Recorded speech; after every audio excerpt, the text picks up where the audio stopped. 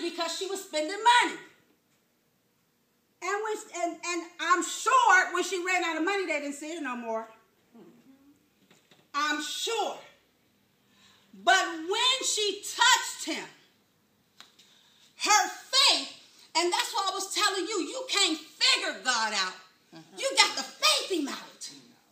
Because if you're saying, well, I'm doing this, I don't know if I'm ready to give my life to the Lord, you're trying to figure the stuff out you in naturally. But if you faith him out and say, bump it, Lord, I surrender, everything else will fall in place because you faith God out, not figure him out. And the spirit of her faith, it went and it touched Jesus amongst all those thousands of people that was around him. And he said, wait a minute, who touched me? My virtue has gone out of me. Somebody touched. And the disciples looked at him like, come on. Have you been sipping on it yet? I mean, do you see all these people? How can you say who touched you? It's so many people that was touching him. And what she did, she made her way through the crowd. The crowd was considered the opposition. And then the doctors, all of those was oppositions. But when she touched him, he said straightway and immediately the fountain of her blood was dried up. She knew in herself that she was healed. So yes, Jesus knew it was her.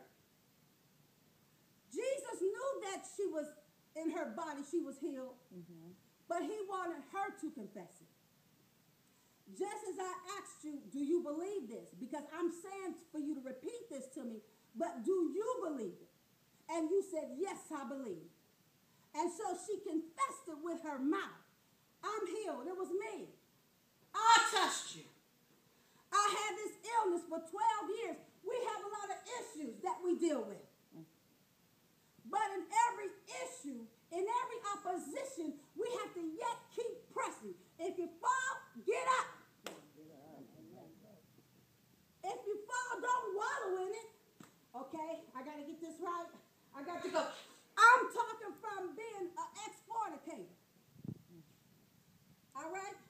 I was an ex-fornicator back in the day, going to church, singing in the choir, on the praise team, doing all of that, and then go home and fornicate. That was me. That was me.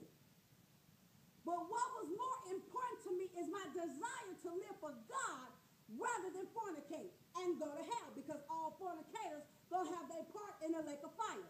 That's the word of God. And so I had to make a decision.